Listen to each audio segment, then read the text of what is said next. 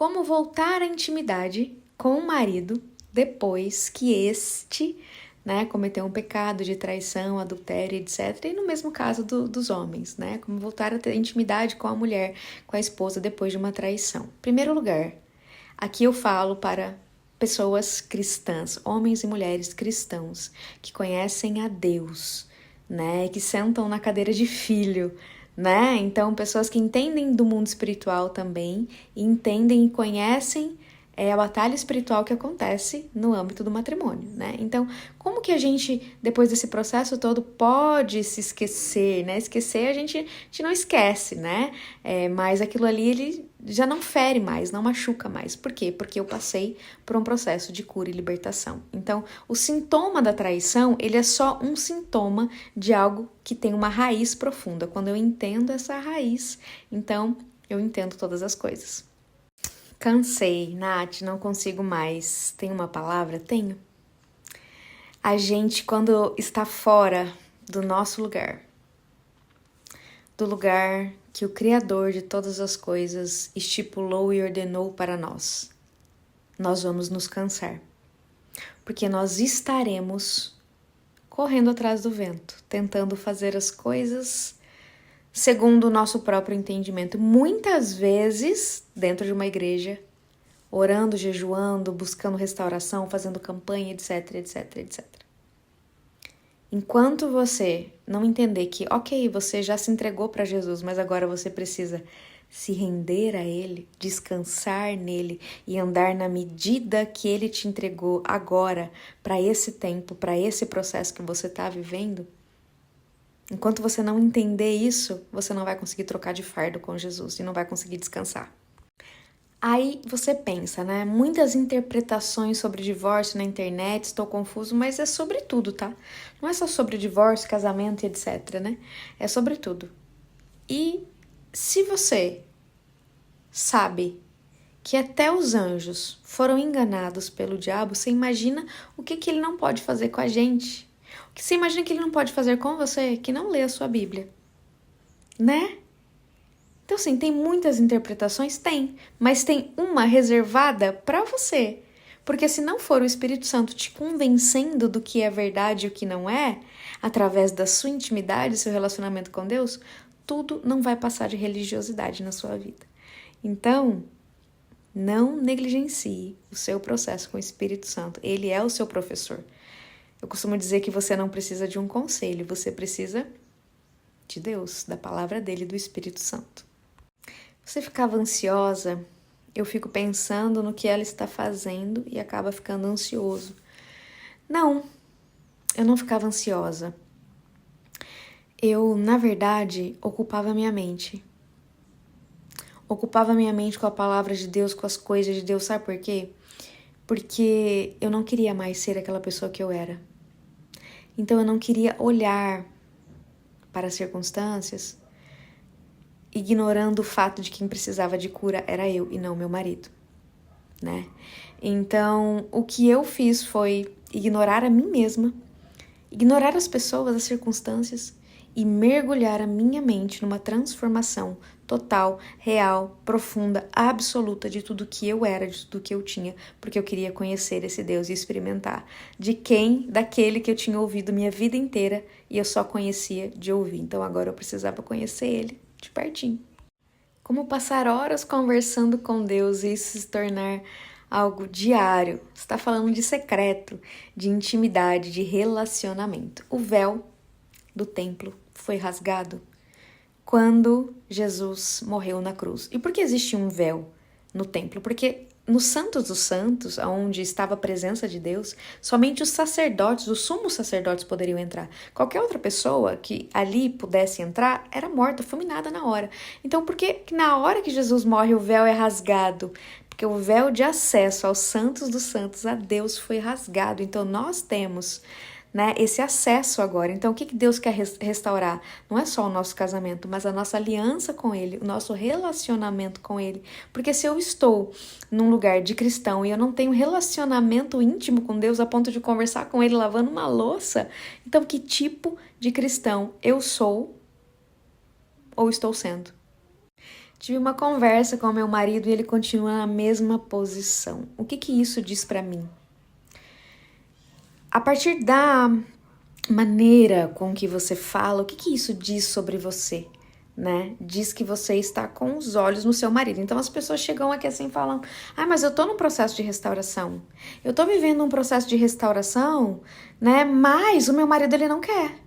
Ah, mas o meu marido, ele falou que não vai voltar, que é pra eu desistir, etc, etc, etc. Então você não tá no processo de restauração.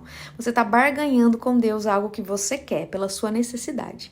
Você quer esse homem de qualquer jeito. Você não entendeu que não é o seu querer, né? Mas é aquilo que Deus quer. E por que Deus quer a restauração?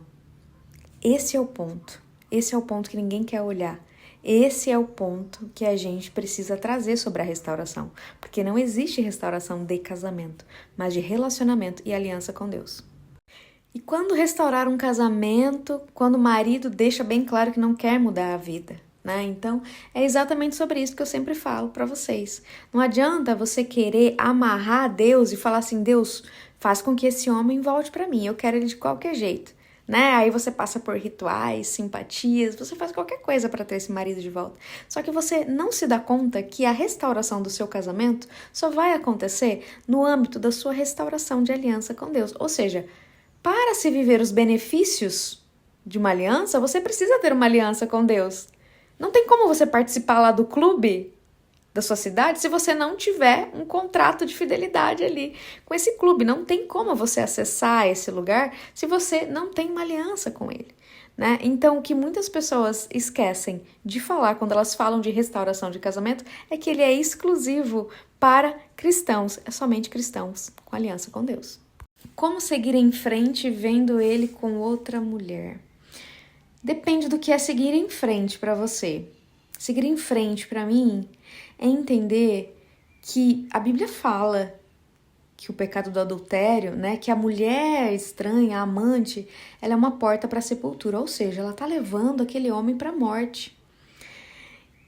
E se você não entende de mundo espiritual, se você não tem a visão espiritual do que está acontecendo, você vai lutar contra aquilo, inclusive fazer campanha para ele morrer, né?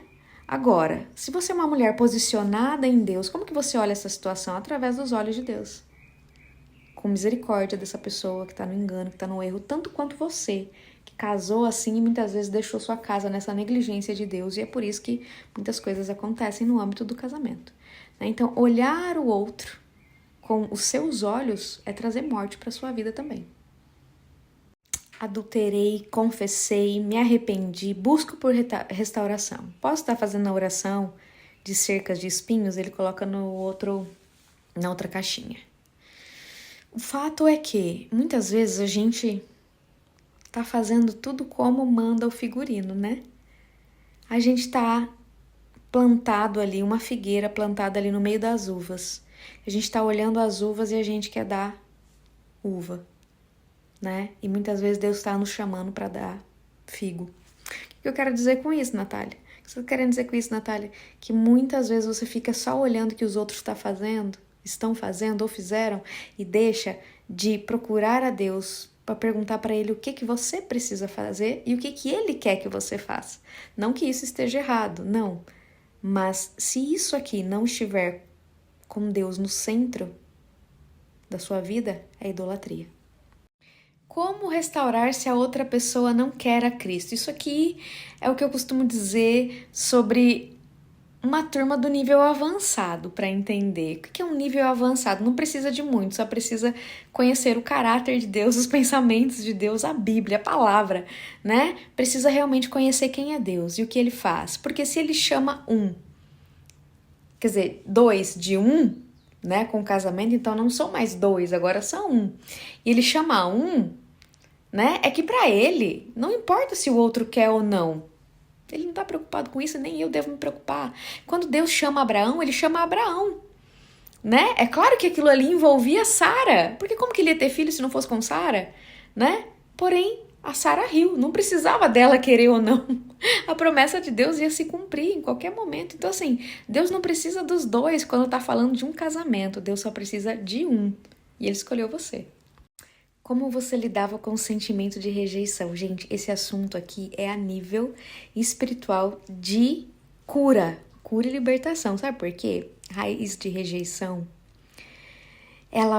A rejeição vem de uma raiz de iniquidade.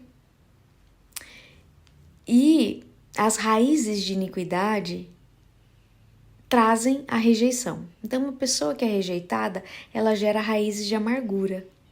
E o que a raiz de amargura gera? Raiz de incredulidade, que gera o quê? Raízes de idolatria, que gera o quê? Raiz de iniquidade. Gente, é um estudo que a gente vai fazer, inclusive amanhã, na segunda aula da Semana de Libertação da Escola de Deserto. É sobre raízes de rejeição. Gente, vocês não têm noção. A incredulidade vem de uma raiz de rejeição. Principalmente do pai.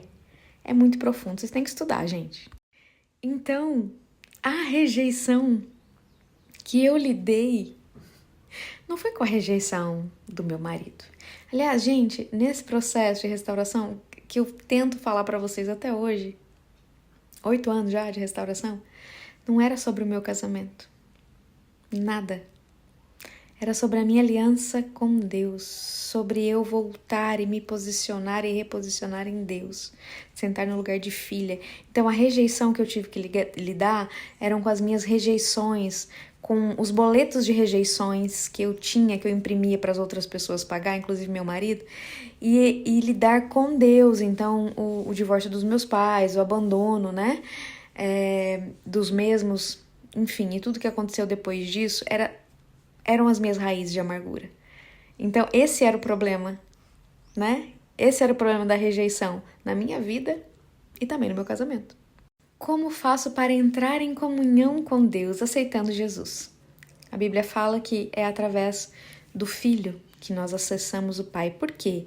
Porque foi Jesus, o sangue dele, que morreu para lavar os pecados, os seus pecados. E quando você acessa isso, você acessa também o véu rasgado, você acessa os santos dos santos. Então, você aceitar Jesus como seu único, suficiente Senhor e Salvador e pedir para Ele: Senhor, me ajuda, me mostra o que eu preciso fazer, me mostra o que eu preciso entender para poder acessar a sua presença. Qual nível de arrependimento eu preciso entrar para acessar a libertação e a cura na minha vida? Qual nível de entendimento e discernimento espiritual eu preciso para ter um relacionamento contigo, né? E esse processo todo que vocês ouvem eu falando são muitos estudos, sim, mas tudo que eu vivi nos meus 2 meses de deserto foi sozinha, eu e Deus, e eu não tinha nada disso aqui. Por onde começar um propósito pelo meu casamento? Pelo principal, por Cristo. Se você não tiver Ele na sua vida para viver um processo de cura, libertação e santificação, você não tem nada. Primeiro sou eu, Deus chamou eu primeiro para consertar as coisas. E a partir de mim, Ele vai resolver tudo ao meu redor. O que eu preciso fazer, Natália? Então, para poder começar um propósito pelo meu casamento, começando um propósito com Deus pela minha vida, pela restauração da minha aliança com Deus, o relacionamento com Deus, não há outro caminho. Não busque por atalhos, não busque por misturas. É o evangelho puro e simples de Cristo. É só Ele que pode fazer isso. Ninguém mais e nada mais. Não consigo ter certeza se a restauração é o que Deus quer para mim. O porquê que você não consegue ter essa certeza? Porque você tem dúvidas. Dúvidas de quem é Deus, dúvidas de quem é você e dúvidas do que Deus quer. Então, para você zerar as suas dúvidas, você também tem que zerar as suas dívidas. O que seriam essas dívidas, Natália? Ir para a cruz.